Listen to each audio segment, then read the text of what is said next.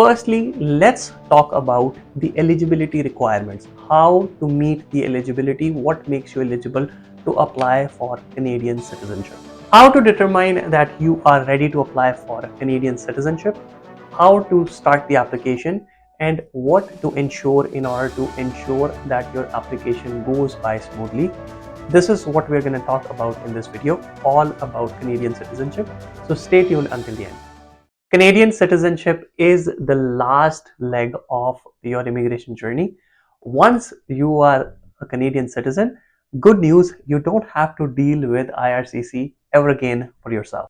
Of course, if you ever decide to sponsor your spouse, sponsor your parents, or apply for visas for your relatives, you will have to deal with IRCC. However, for yourself, that's the end of IRCC. The only department thereafter you need to deal with is Passport Canada. And trust me, it's a lot easier to deal with Passport Canada than with IRCC. How to determine that you are ready to apply for Canadian citizenship, how to start the application, and what to ensure in order to ensure that your application goes by smoothly. This is what we're going to talk about in this video, all about Canadian citizenship. So stay tuned until the end. Welcome back to the channel, guys. My name is Dhruv. I'm a regulated Canadian immigration consultant. At our firm Efficient, we assist all prospective immigrants with their immigration to Canada. If you are an aspirant, you need assistance, here is our contact information. Feel free to contact us and we would be happy to assist you. If you'd like to chat with me or any other RCICs in our firm, please feel free to book an appointment. The link to book an appointment is in the description of the video. Now, before we delve into the world of Canadian citizenship, let's quickly answer the comment of our week. And this week's comment comes on our PGWP extension due to passport expiry video. And the question is, can we send copies of passport, work permit, transcripts, etc., or do we need to send original documents? This is a very good question. For any application to IRCC, especially the paper application for PGWP extension, you never need to send any originals. Always send photocopies. Don't send your originals. So just make copy of your passport, of your transcripts, of your work permit, and send those in the package. Never send originals. I hope this helps. Now, coming back to Canadian citizenship. Firstly, let's talk about the eligibility requirements. How to meet the eligibility, what makes you eligible to apply for Canadian citizenship. The eligibility requirement for Canadian citizenship is very simple. You have to have resided in Canada as a permanent resident for 1095 days in the past 5 years. That is 3 years in the last 5 years. Now, this is a straightforward requirement. However, there is a nuance. IRCC also allows you to count time from before you were a permanent resident towards Canadian citizenship. Now, this is great because IRCC does allow you to count some time while you were on a study permit or a work permit before you became a permanent resident towards your Canadian citizenship. Now, case number one is you received your Canadian permanent residence in May 1st of 2025, and now if you continue to stay here until May 1st of 2028, you have completed 3 years. You are eligible as a permanent resident. You have lived here for 3 years, 1095 days, and that's all that's needed. So this is the simplest case. Now, case number two is if you have resided in Canada as a temporary resident, that is, you were on a work permit before you became a PR, or you were on a study permit before you became a PR, and you stayed in Canada during that period as a legal temporary resident before you became a permanent resident, you can still count some time from that period towards your citizenship requirement. For any time spent before you were a PR as a temporary resident, as a legal temporary resident, you count 0.5 day for every day. So half day is counted for every day that you have spent in Canada as a temporary resident. As a very simple example, if before you became a PR, you were on a work permit for 3 years, that 3-year period will amount to 1.5 years for the calculation for Canadian citizenship physical presence requirement. Now, though it will count as 1.5 years, however, the maximum credit that IRCC allows you to obtain for temporary resident physical presence is 1 year.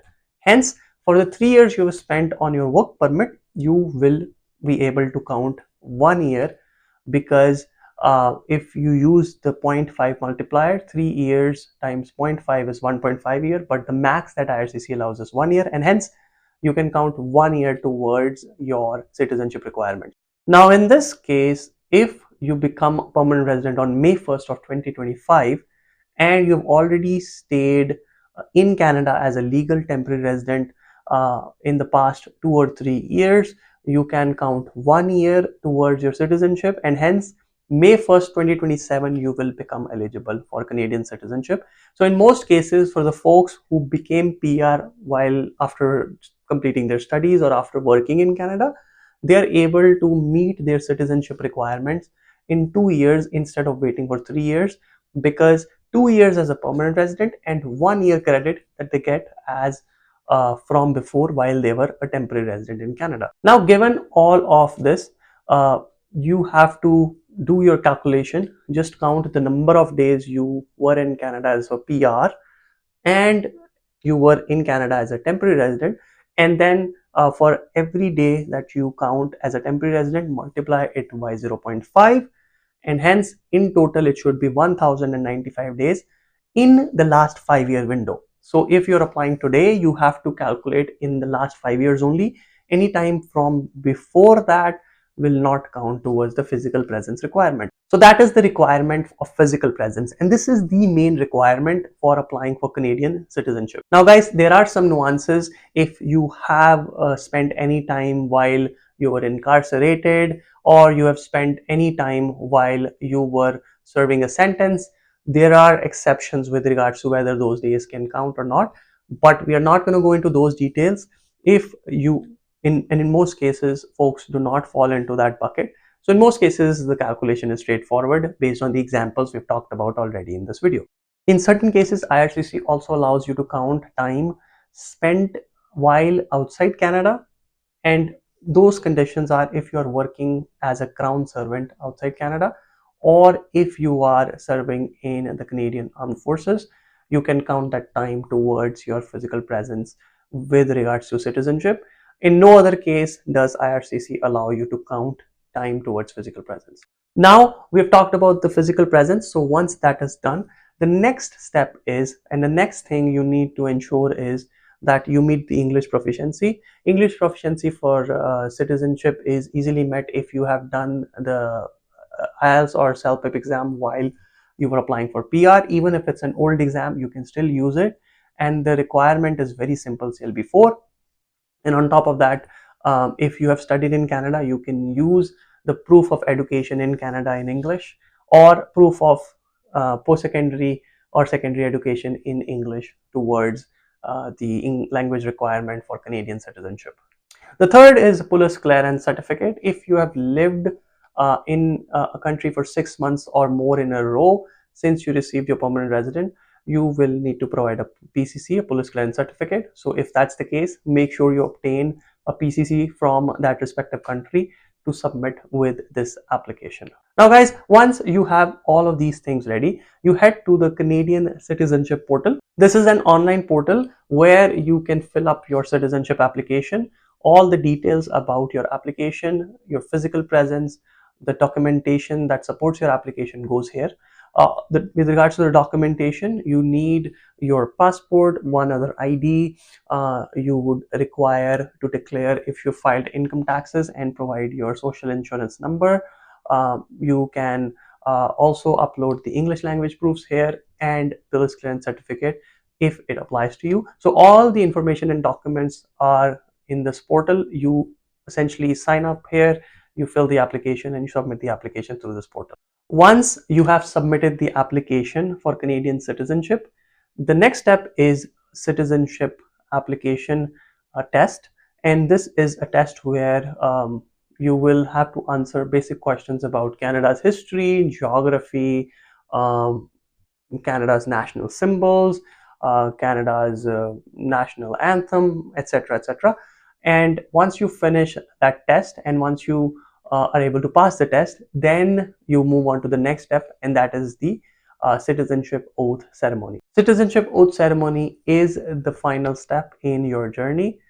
In the ceremony, you'll take the oath of citizenship, where you will be present either in person or online in front of a citizenship judge.